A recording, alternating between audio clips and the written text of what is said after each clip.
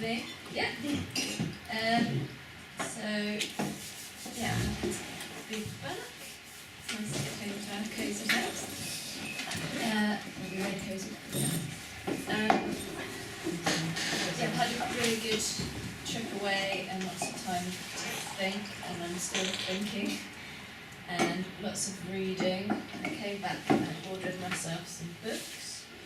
So I've got Caregiving, which is Readings in Knowledge, Practice, Ethics and Politics, edited by Susan Gordon, Patricia Bennett and Nell Noddings, and Stories Lives Tell, Narrative and Dialogue in Education by Carol Witherall and Ned Noddings.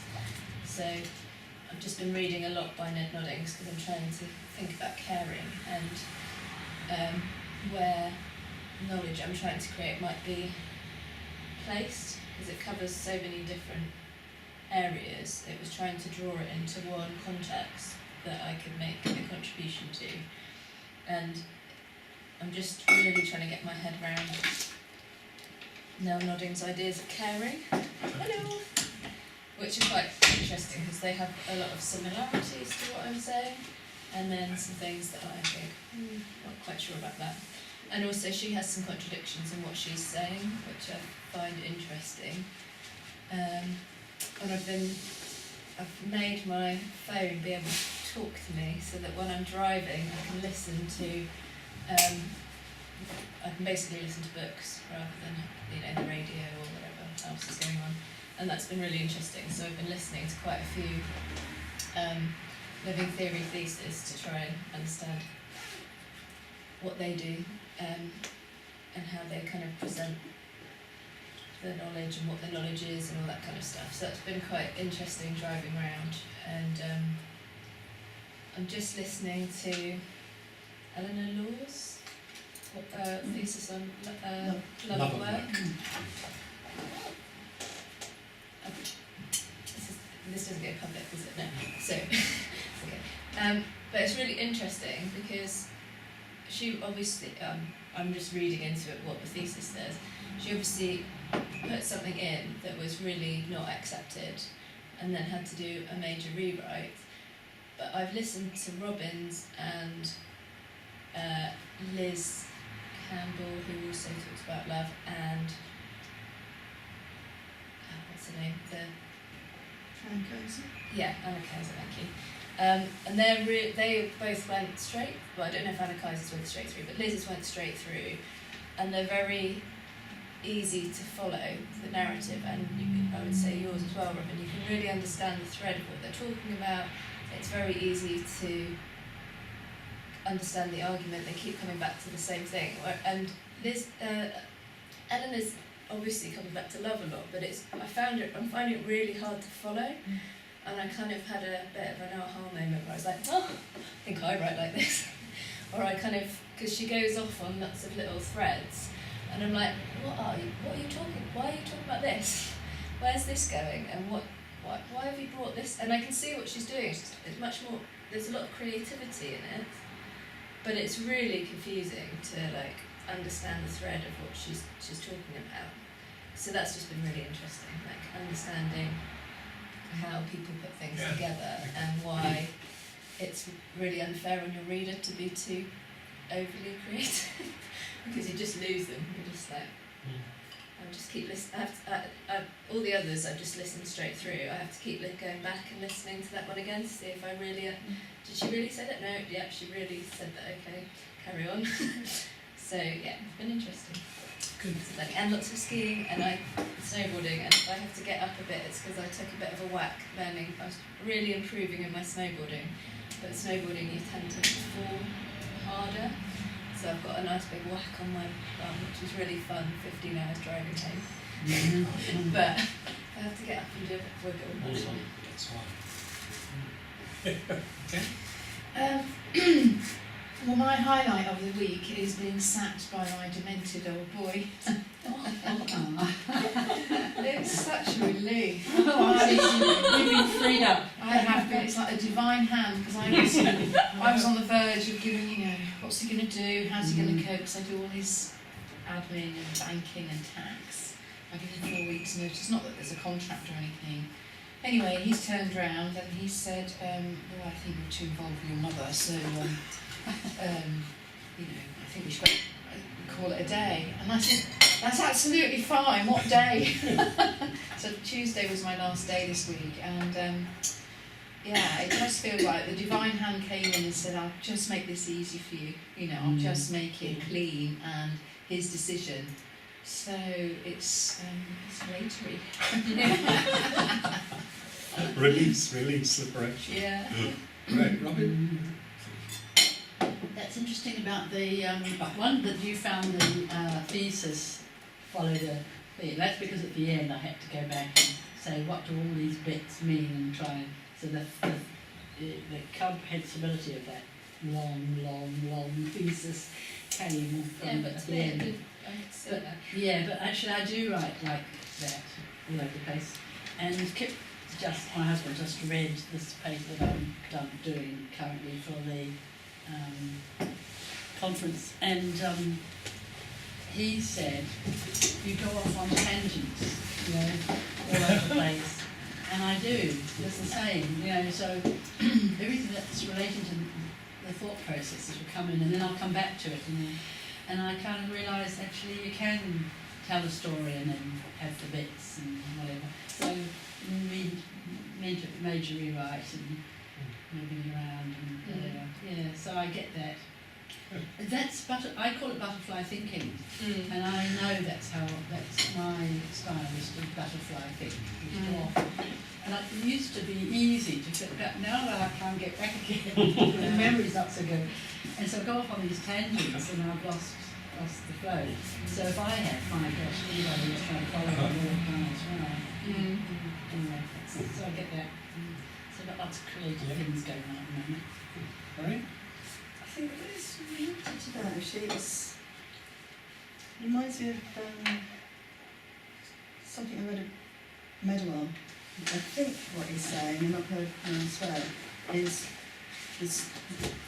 what you need is a story so somebody can understand where you got to, rather than the story of how you got there. So you sometimes have some of the story of how you got there, which will help you understand the story of where you got to, where you are, if you like. So it's that, and for me, that I feel really encouraged, because that, for me, says more clearly what I mean by a writerly text and a readingly text. The writerly text is the story of how you got there, so you can see where you've arrived at. And the readingly text is the story of where you are, so somebody else can understand where you are there. Yes, but So a good that's living what- theory, methodology, means that you really do need to show that's No, part of the thesis. No, how you got there. the part that you take of the journey of how you got there is only the bit that helps you to understand the knowledge that's been created. Actually, So you don't need the whole stories- journey, you just need to understand. Yeah, you need to extract it as data to show them how it is. So, but we can come back to that. So let me have my little moment of glow that I think I'm sharing understanding with people. And then I can go on again and say, no, I don't. Yeah.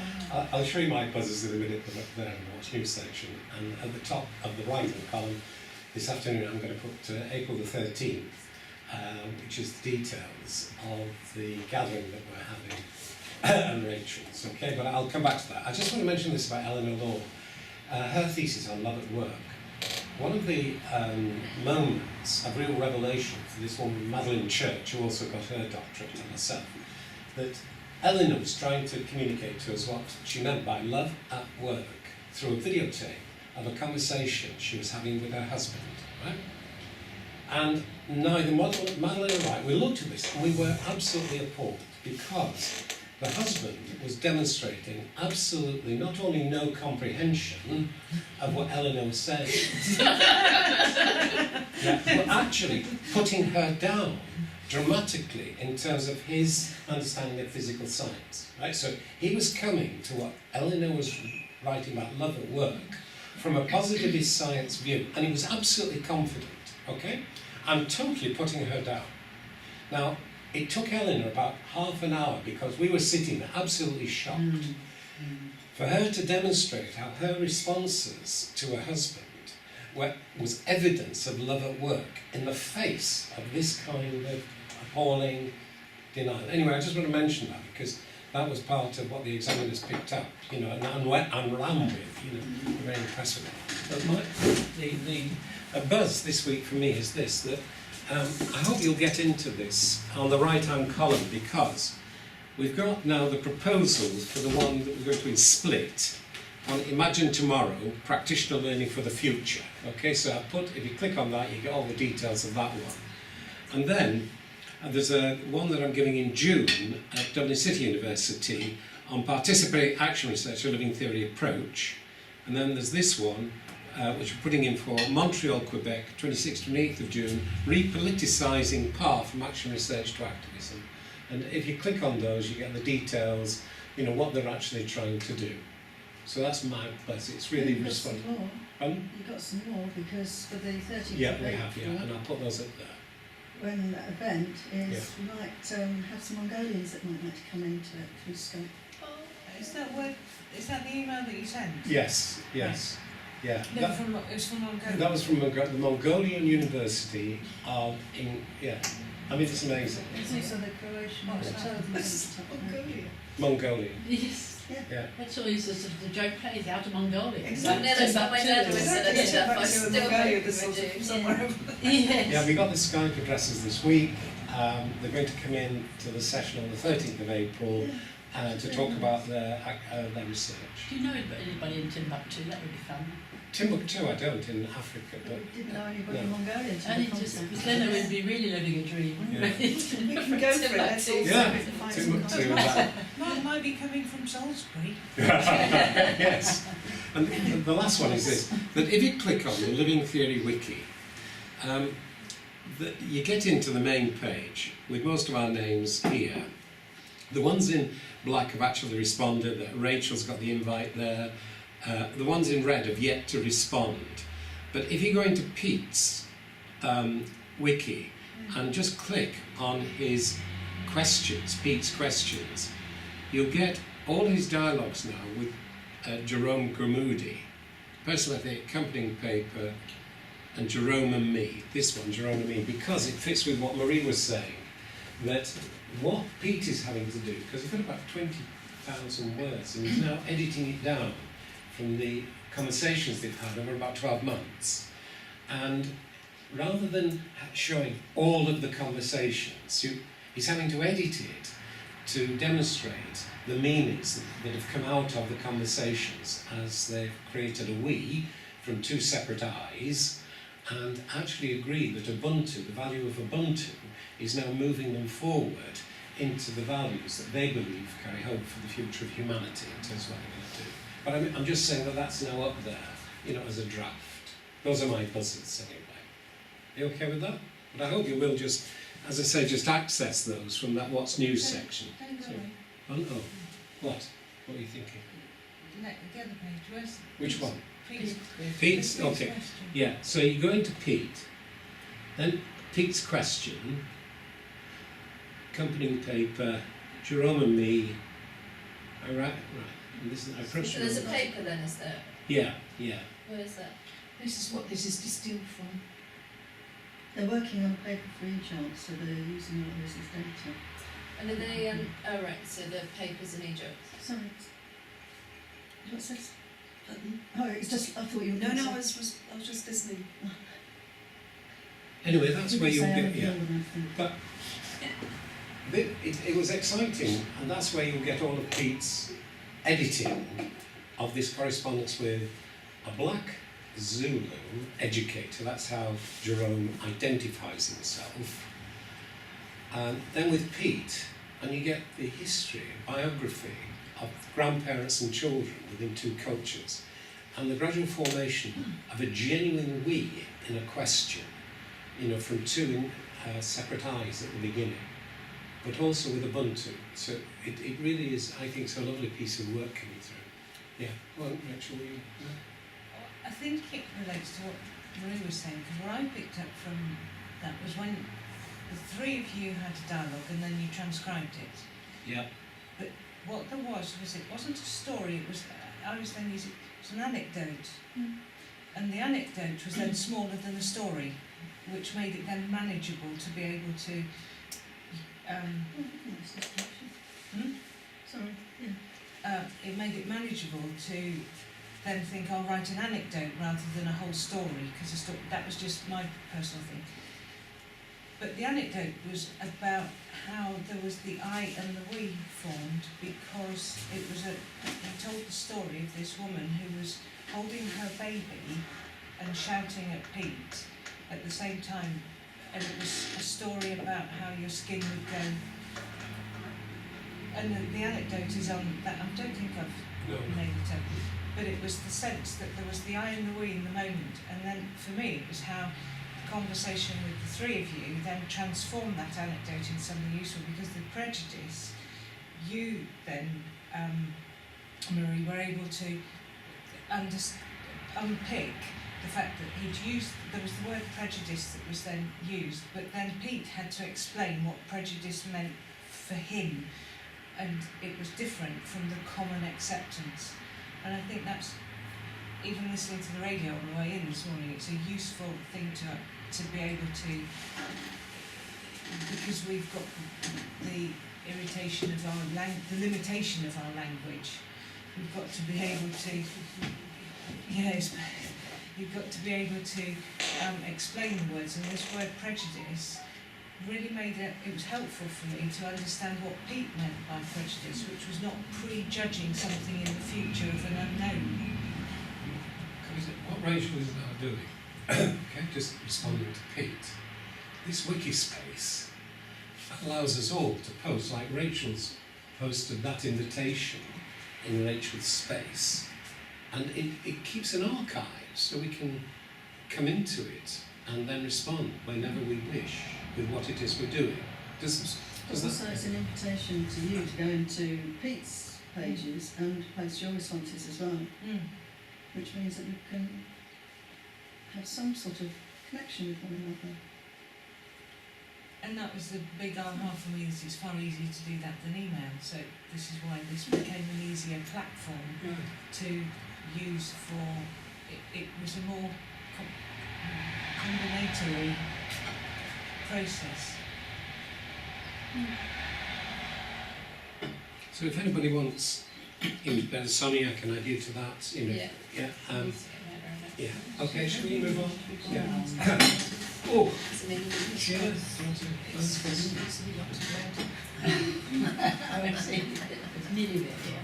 You need to be up there too, Sheila. Yeah. I tried to post something, I wrote something. Anybody who wants to be posting anything, it's on page, you just let Jack know and he can give you the login details. So anybody can see, but What you only do. those Yeah. with password can actually post. So anybody who wants to start. So the process would be, I don't know who Margaret is, I don't know what she does, so I need to click on it to find out whether I'm interested in what Margaret's saying. Yeah.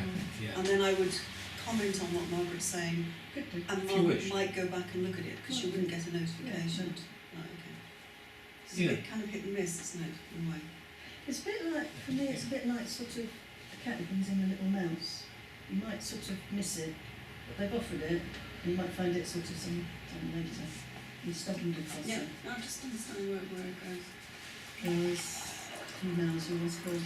I think it can go anywhere that we want it to, because, and I think for me it was more the intrigue as to, because it's been the system. I wanted to find out how people had made it work, and it was then through that I then found that the little tail, I followed the little tail as Marie's just, and it took as much time as my curiosity was fueled. Yeah, doesn't have to go. Okay. Sheila? Yeah, I think it's kind of been changed by listening to the radio, I think. There's not any senses, but there's two things. One is what we were just saying about love at work.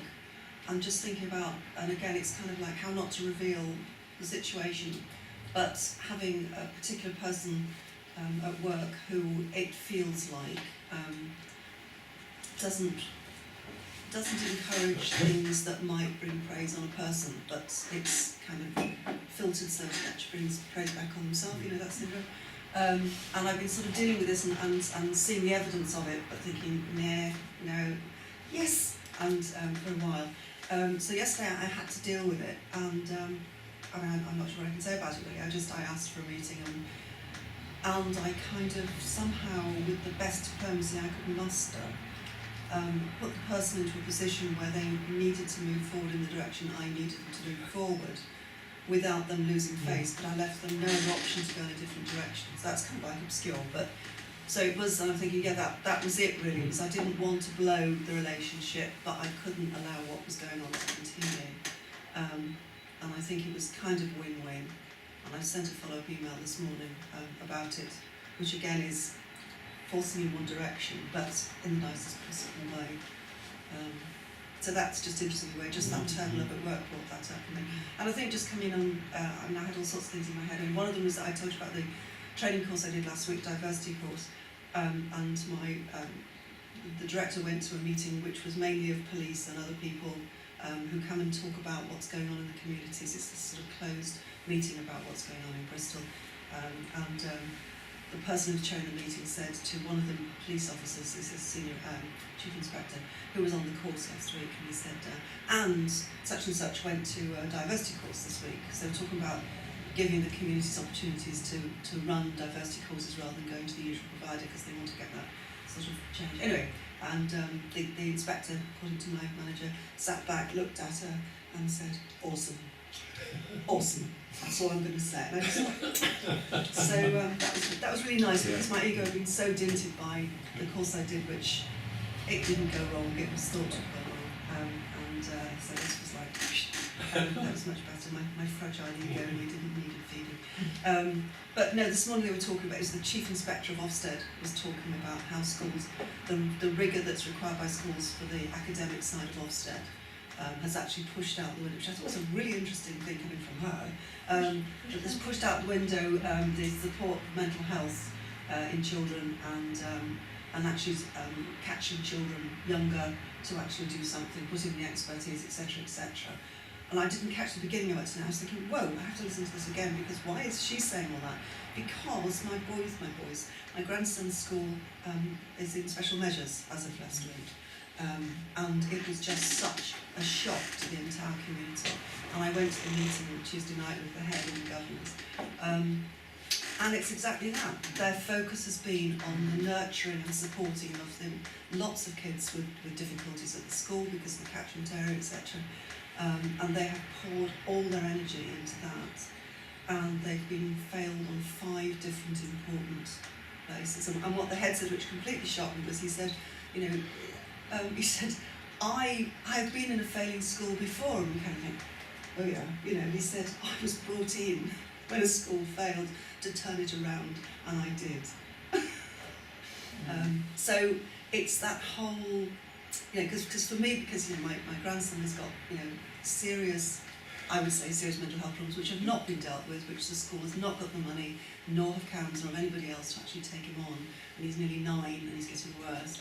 And did I tell you he's not been allowed to go to school camp? So I volunteered, and I am going to Year 4 school camp as a volunteer teacher, so that he can go. So I will give him one-to-one to enable him to go, because he was just feeling bad and naughty, and and we just couldn't let that happen. So that's what it's got to. It's actually, I will volunteer, I will do it, I'll go in there, giving them my DBS and giving them my teaching certificate. To prove that I'm a teacher. So it's just, that's kind of turned, it's not exactly a buzz, but the sort of the fight is on, and I'm going to be part of that fight to try and, they put an appeal in, but I talked to a friend who's an Ofsted inspector, and she said, they won't turn it around. So, that's the situation, and as the school is just focused on all those kids who are, failing, but those who are the gifted and talented, that are apparently not making enough progress. You're supposed to do both. So that's me with this. I'm drawn into, I get drawn, as you know, drawn into the next crisis and around again. Well, I'm here, so that's I guess enough today. And I guess I'm hearing what you're saying about how I feel that my son was on the other end of that being squashed and squashed and squashed. And I had an interesting conversation with him the other day when I said, do you remember that time that they had a PSHE when it was just a really normal time that he was walking home and she told him to go to the doctor for depression? And it was just after they'd done the careers aptitude test, and it had said that he was suitable, you know, the psychological things came out saying, yeah, he could work, you know, he was good in aviation and what have you. And we were thinking, well, we don't want him to go into aviation because we're worried about him thinking that he's got to follow his dad and all that sort of stuff. So, but he was walking home and he managed to phone me, and he phoned his dad, and I could see where he was at the top of the London Road, and I thought he's either going to walk into the medical centre or he's going to come home. And he came home and he didn't go to the doctor, and we had this conversation about it. I said, do you remember that time? And he said, yeah. I said, do you think you did? Oh, do you? He said, nah. And the transformation of how angry he was when he popped out of school, and the year that we've had. And I'm just in a bit of an I don't know space at the moment, because in the last month, he's passed his driving test, he's gone solo in an aeroplane, and on Monday he got a full-time job as an air traffic control simulator operator. And I keep thinking, well, how much of that, what would have not happened if we hadn't been his parents? And I've had levelled at me, well, it's all right for you, you've got the wherewithal. And I'm thinking, you could take away the financial wherewithal, there's something else going on here. And his friendship group is changing and moving away from his peer group at school who don't know what they're going to do. They're, you know, and then there's the group that he's found that have also come out of school without doing A-levels, and they've gone into apprenticeships, or they don't know, and one wants to go into the Air Force. And it's just an interesting sort of, where are we in all of this? And his kind of acceptance of himself and pleased with himself, that he said, oh, you know, he got fed up working in the pub because he was being bullied in the pub, and he thought, oh no, there's nothing I can do to learn here. He said, when I came out of school, I was absolutely adamant I didn't want to learn. He said, but now I do. And he'd gone for the interview with this job, and he's recognised how he can progress. So there's a learning on the job that also has bypassed the apprenticeship, sort of, because he didn't want to do the apprenticeship thing. And you think, okay, so as I say, I don't know where our job as parents hasn't finished yet, just because he's 18. But what does it mean? And it's just that reflecting on what is it, and I guess it comes into that thing about what is it about. It's the learning environment that aviation offers, which is a much more, I think, appropriate for his skills, which is being the kinesthetic, the learning on the job, but it also has this three-dimensional thing, which then taps into all the gaming industry and how that all works. And I haven't worked out yet, but I'm just resisting this, not being able to celebrate what Harry's achieved, because I keep getting leveled up, well, it's all right for you. And it's been just a bit of an interesting, how do I deal with that? Because we've all worked bloody hard against the odds of what school chooses out. And I've come to the conclusion it doesn't matter whether you're in the private or the state system, the system is still the same, with this academic and the mental health issues that go on. Yeah, correct. So we might be able to, come back to that notion of the parent educate, but also with responsibility, because Ariana Briganti is focusing on her submission, and again, responsibility, is one of the fundamental values. So, but you're okay. I think, look at the nature and the quality of the responsibility you're feeling for this other person. But could I ask just about this, the 13th of April, because nobody And if I put Shelagh and Sonia onto that, yeah, Living Theory Wiki, so that Shelagh can do what she did the other week, which is, it's okay, I just need some water. yeah, sure. The range of activities that Shelagh engages in, it would be lovely to have just the documentation, you know, on that Living Theory Wiki. Sonia, you're now back into, you know, the writing, thinking, to have yours as well. And I'm just aware that as you talk, the personal is absolutely vital, isn't it? The body's coming over, you know, very much, the quality of the personal. And I know what Maria's mentioned, I'll put it up on that What's News section on the right. The one at Worcester that I'm hoping to get up in June is all about global influences of these communities. And I'm just curious about, like, Robyn is going with the Adlerian group, and they've been at this now about 3 years. And I'm curious about, Going where? Yes, and what will be that?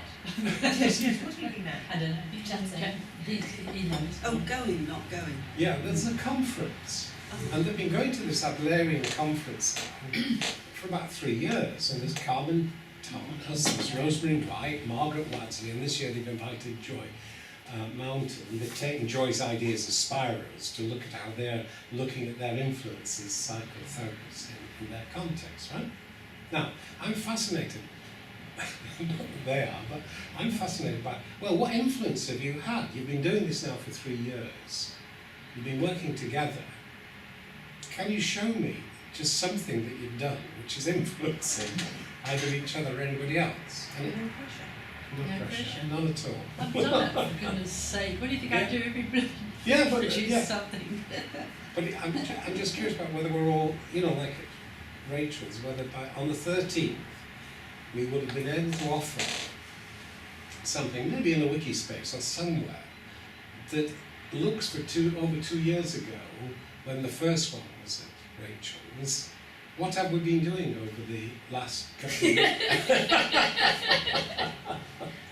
Okay. Does it have a word limit? Yes, well, I'm thinking that yours could just fill the wiki.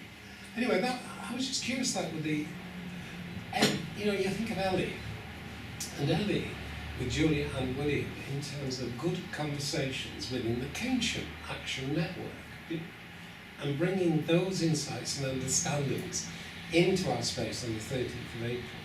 So we've got just some understanding about the nature within community of the good conversations and how those might be being lived out. Anyway, that's what I was just wondering, whether we could look ahead to April 13th. And I write to William as well. It probably might not captivate your imaginations to think of that, but I'm just curious about whether it might connect with something you're interested in doing. Don't all show this real enthusiasm. But Shelagh, if you were to put in that wiki space, some of the things you're doing, you know, I say each week, you know, we've got you on video. It would be very exciting, I think, to have that we can relate to. Are there any responses to that or not? It's a double-edged sword, actually. God, is it? Yeah. Well, because I'm sort of use living theory all the time. I mean, I'm sure we all do, don't we? You know, it influences what we know and do, because we're all in the cults and on. But when you create something and put it out and make it public, it is useful. The process of it is very, very useful, because it does make you think and develop your ideas and whatnot. There's also something I think we touched on last week about, I think it was, which group was it in? Maybe it was in one of the Scouts on its own. This thing about putting your head above the parapet and going public on your stuff, you know. I don't know. Yeah. There's something about not making a claim as well, isn't there? Yeah. Or over making. Well, yes, that sort of. I don't know about you, but I saved the world in the last year. I agree with you this week. I'm really glad you're here today. Yeah. Who was it? Donna. Donna, exactly the same, you know, wasn't it?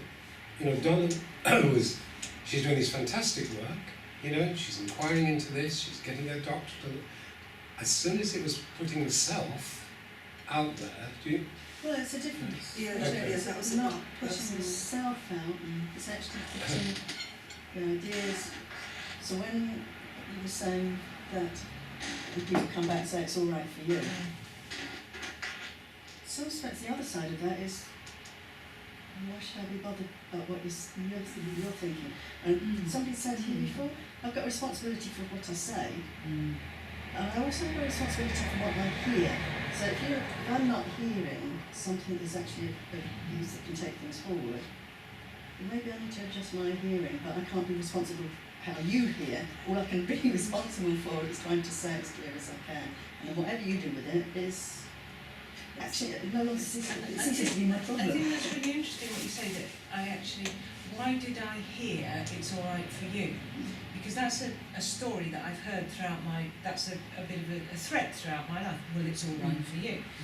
So when I heard it, when I heard it from a person who inspects schools, I did do that.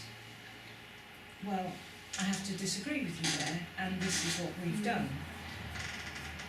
And there was quite a moment in that, I guess that's what I did. I chose to hear it differently. And what I've been working on in the last sort of couple of weeks, 3-4 weeks, is a pattern interrupt. And I've tried it with Alan. This idea as to which I think is something along the lines of what you were saying. I can't quite sort of do the butterfly thinking and come back to it, but it's that you said that you put somebody in a position so that they could do what you wanted them. This is very, It sounds like manipulation. It sounds like manipulation, but how did you, so when you were talking about that, I wanted to say, and how did you do that? And I think it's almost as if there's something else on the other side of the complexity. And so when you were talking, Jack, about, is not anybody else interested in this? And we're all sitting there going, you're possibly getting a classroom full of blank faces, but actually not. It's just, it takes a longer time to reflect. But when you talk about what's the nature in the conversation, what's that nature of what it is that we're doing, it's as if the only thing I worry about is as soon as we identify it, it then dissolves again. But why is that a problem? Isn't that I don't know. good? So that you actually hold something for a moment and then there's a letting go of it, such that you can actually take some things, and you might, I'll come back to stuff I've written that people, Christ, did I write that? And I'll take something different from it. So it's also that I take something different from something else, which is strange, isn't it, really? Well, I write down all the sparks every week. I've got books full of them. And books, I bought the book, The Three Marriages, and I bought a book, I forgot what exactly, I've forgotten his name, Something of Love, by somebody that we always talk about, who's got a foreign name. From? Yes. And I got that, and it took so long to arrive, and now it's come, I'm thinking, I have not a single clue what the conversation was and why I want to read Is this that book. the art of loving? Yes. Yeah. And what I'm going on to say is that those sparks, sometimes I'll go home and I'll go, right, and I'll start writing and I get down to line 3, and it's like as though it's so thin on the ground, I've got nothing to write about. I just kind of delete it. And then other times, there'll be something that I think is just going to be a single sort of thought, and I've written pages and pages on it. So I think there's almost a test for me, and actually, if I think I've got something to say, and I think what I'm thinking that you might be saying, we may not be, is that you're worried it kind of fizzle to nothing if you actually focus on it and start to say something about it, and then it's gone. That's what I'm taking from what I'm taking from it, not what I'm putting onto you. And I think there's the two sides, is that could be the case, or the other thing that could be the case is that from 2 years ago, Jack wrote a report from 2 years ago, and then on a number of occasions this little sentence had come out saying, and I think this offers Rachel an opportunity to write her own report, or something like that, 2 years ago. And has anybody seen anything? No. But I'm curious now that 2 years on, I have got some data over the last 2 years. So I might be, so I'm curious going, So So if I was now becoming, I might afterwards, because I've got a context in which over time that I have to refer to, that I know what my responsibility and my offering was 2 years ago, and I know what it is now. And whether that actually then comes down into I will do it, I'm terribly curious about. That's all right. Perhaps write about the 2 years of gathering the data and how your thoughts have changed. Just start with that. I have. And what's been great is that my papers have got incredibly tidy over the last few weeks. And it's all nicely filed, ready to go. I've got my values here. But each time I go to write, a new value pops up. And so then I think, well, which value is it? And that's why I'm working with the constellation of values, because actually to write about a value is then quite a big story. It takes a lot of to write, to justify, to explain one value. But I think in terms of what I've seen written from other people's living theories, and so I think that maybe if I get them into this constellation of values, I'll be able to put something. It'll be more anecdotal around that, and it will have a personal movement for me as to how my values move me forward, and each one keeps. And I think one of the hardest ones to explain is peace. And I think now I've got the connection into global citizenship. I look at that differently, so it's informing my explanation of peace more. But all of this is just it's what drives my life, and it's getting to that point of saying, well, where is that of any use for anybody else? And so that is really not anything to say I'm worried about putting my head above the parapet or anything like that. But I don't want wasted effort for my writing or anybody else's reading. How do you know what is a waste of effort until you've done it? And even then you might not know, because it might not come around until a lot later. No, it's about time. Yeah, but how do you know until you've done it? Because sometimes, actually in the process of doing it, you create something, as Sonia was saying, it might be years before that penny drops. And that's the problem I have with, how do I know whether I'm having so what influence have I had over the last year, 2 years? I don't know. Sometimes it's slow burns on some of these things. So it's the slow burn thing, and does it do the thing that you're talking about, that it burns for so long that there is a tiny ember that's still sitting there, but then getting back to it is actually quite, because it's, and you need for me, I'm needing it all another. collects together, and suddenly it becomes something. And I need another process. I'm needing another process to get back to what it is that I've. But yours, Rachel, if you remember, you mentioned peace now, but also you had loving kindness, didn't you? Yeah, but loving kindness is the overarching for all of them. Yeah. That's the way that so that I put all my values underneath the heading of loving kindness. Yeah. At the moment, that's what I'm doing, and so And that notion of the constellation of values, literally within which, say, loving kindness is the overarching. Well, one overarching is how we can understand love and kindness is how you start to help us understand about peace, how you understand about other aspects. So rather than the overarching, this one is part of the rest, isn't it? And it's how you use those to explain. Alongside-ness. So, it's about love, it's about peace, it's about I've never relational. used the word love. No, that's what I'm saying. Yeah. There's different ways of trying to help somebody understand the complexity of alongside-ness. And sometimes some of the words we use sound like sub-values, but they're not. They're part of, I don't know what I'm going with this, but I know what I'm thinking, but I can't say it. I'm fascinated by the what am I, or what are we doing? What are we doing it for? And that's the complexity of it. I mean, a lot of what I do, well, it's for me, let's face it, you know. It's all about me. It's for me now. I mean, I suppose when I started, I was really interested in the world, social change and stuff. It's about me, but I know that writing about me and exploring, if I put this is just the particular project I'm doing at the moment. If I put it out there, does it really matter what other people think about that? That's the thing. But this particular part, which was so self-absorbed, does it really matter? And what, how are they going to take it? You know, how are other people going to? Doesn't it matter? Does it matter? But, well, doesn't it matter if you believe that the values you hold,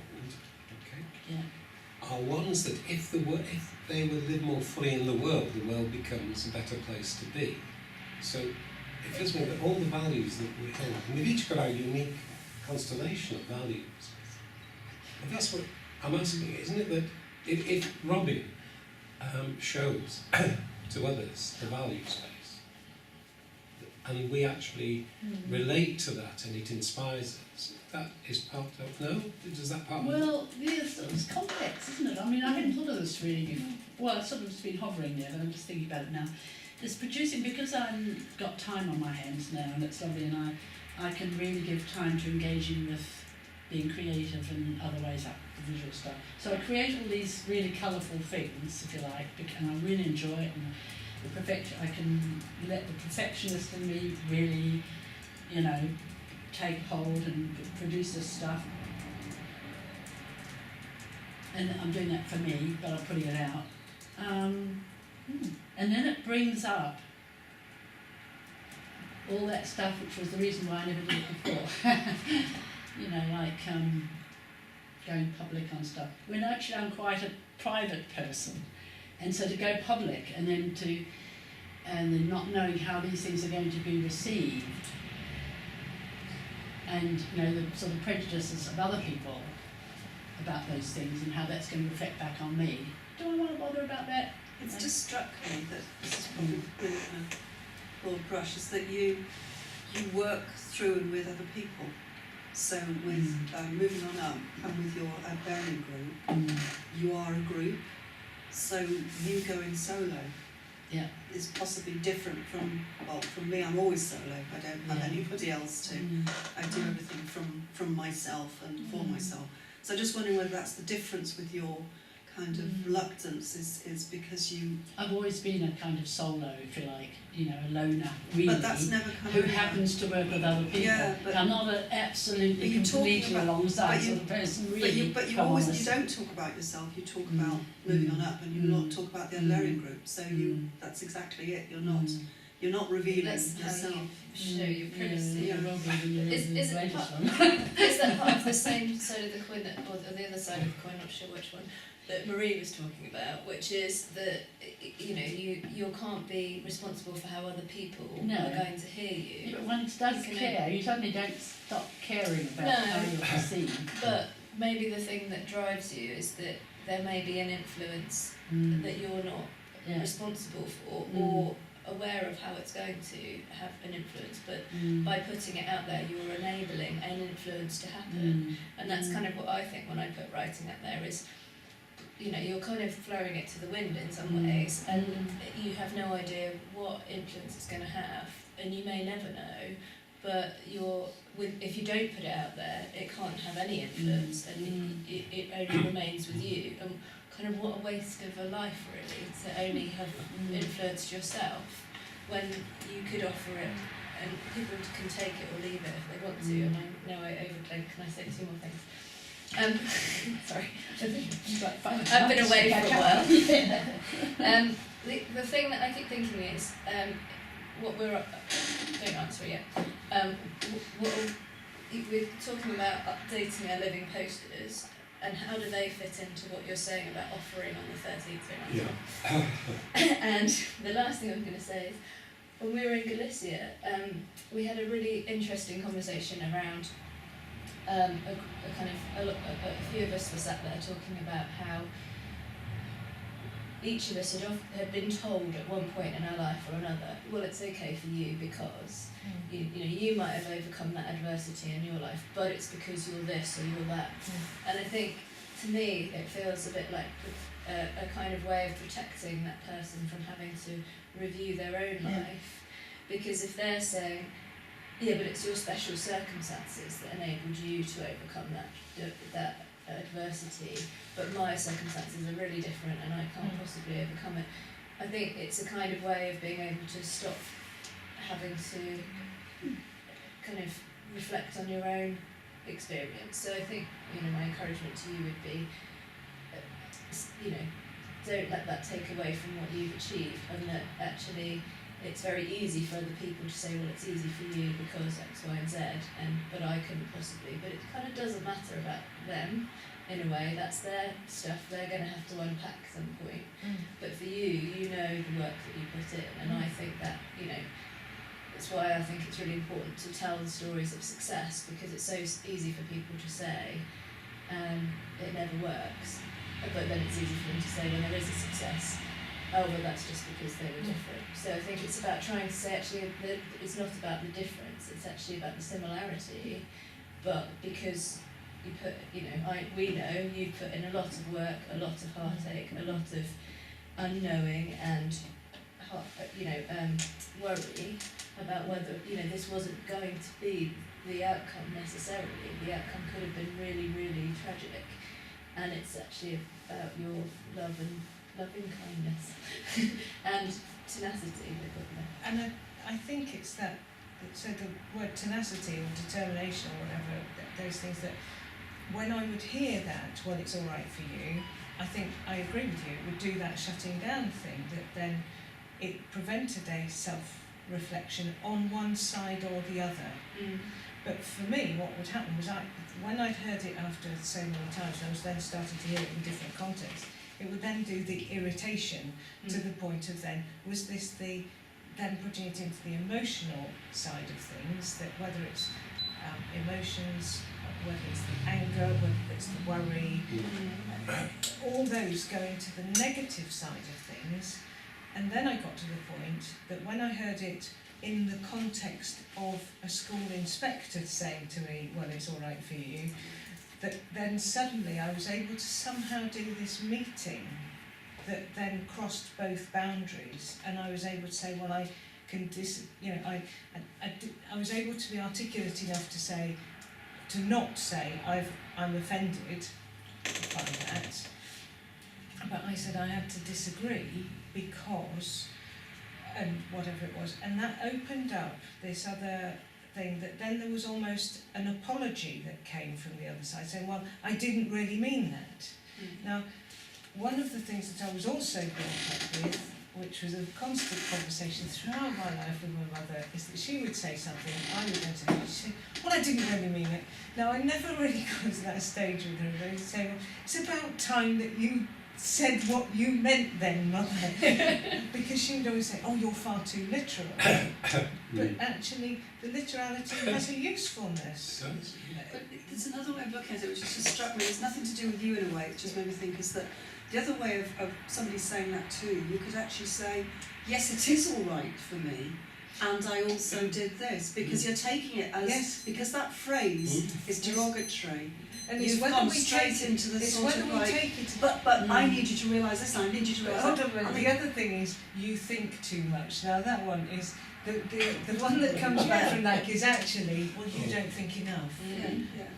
So I feel as if I've now sort of you could almost take it as a sort of a compliment. We've got the resources. But it's to be able to have. It's to be in that position, to be able to receive and respond in the moment in a way that your chap wasn't able to respond to you in a way that you were able to influence him. He hadn't got, you'd manoeuvred him into a position, and it was that manoeuvring, but you did it consciously, whereas the people that have been doing that have done it unconsciously. And when you realise what the pattern is, then you have some choice as to how to respond.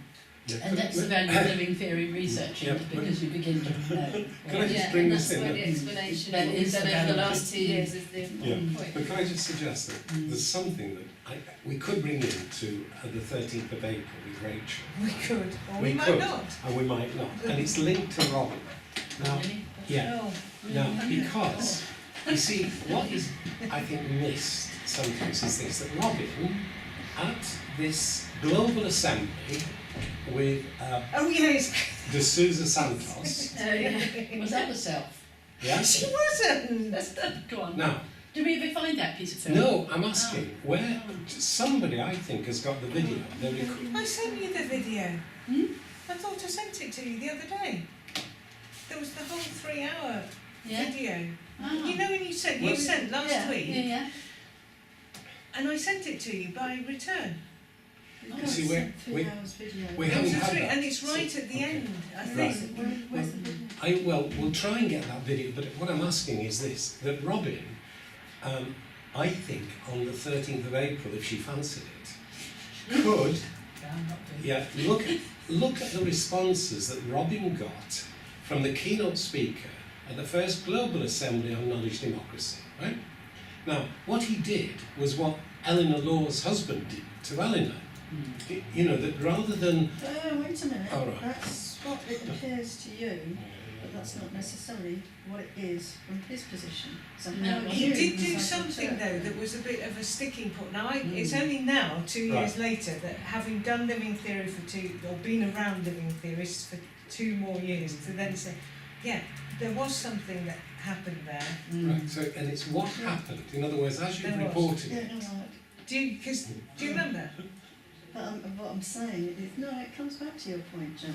um, It's how we each decide to interpret it. Mm. Sometimes there's shared interpretations, but then what you're also doing is projecting onto him as a condemnation of him rather than what actually occurred. You can't. okay, I've taken And the it's- interpretation. It's kind of It's interesting. what I can Yeah. bring that into this paper at Right. the moment because it takes me right back to this thing about other people know stuff. Yeah. You know, really. Yeah. What do I know? But he did all say this stuff. something Yeah. that was disparaging towards. Yeah, he did. So, He He did. did say, He did disparage What you you. need to do is Yes, he did disparage think you. more So or that something. is Something really. and that was not yeah, appropriate in yeah. that. but do you see what I'm getting at? That something happened, the Yes. World Congress, Yes, World yeah, you put me down. Yeah, Mm. and on the 13th, you've got this opportunity hosting Yeah. from the first one, Yeah. you've now got the next one. And Robyn has actually got some data, a video. But you could use it in this latest. So anyway, I'll just bring that up because I There don't was want also to... something when I started to read, and I can't remember where it was now. It's another one of those butterfly thoughts. But he said this isn't a global assembly. Right, He started off saying this isn't a global assembly. Well, what was it then? If it wasn't a global assembly? yeah. And he was given the keynote at the And he's first given- one. I've been cancelling Russian emails coming into my Skype ever since then. I don't know how. So something global happened about it because it was all these Ooh. Russian narrators and stuff. Does Every this- week I have to block this- somebody. Sorry, connect back That's all. with where Tell me how. Yes. we started off by the concern that we felt about putting ourselves out there and feeling that we were condemned, not loved, hated, disrespected, Not heard, just not understood. but for something that might have been a glitch. And we're doing exactly the same to him.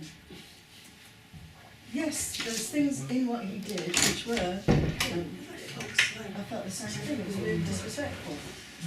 And it was an attempt to put you down, because he wanted to disrupt your stuff. But in some respects, I don't like what he did, but it's nothing to do with whether or not I like him, because I don't know. No, it's a really important thing he's doing there. Yeah, no, but isn't that what feeling?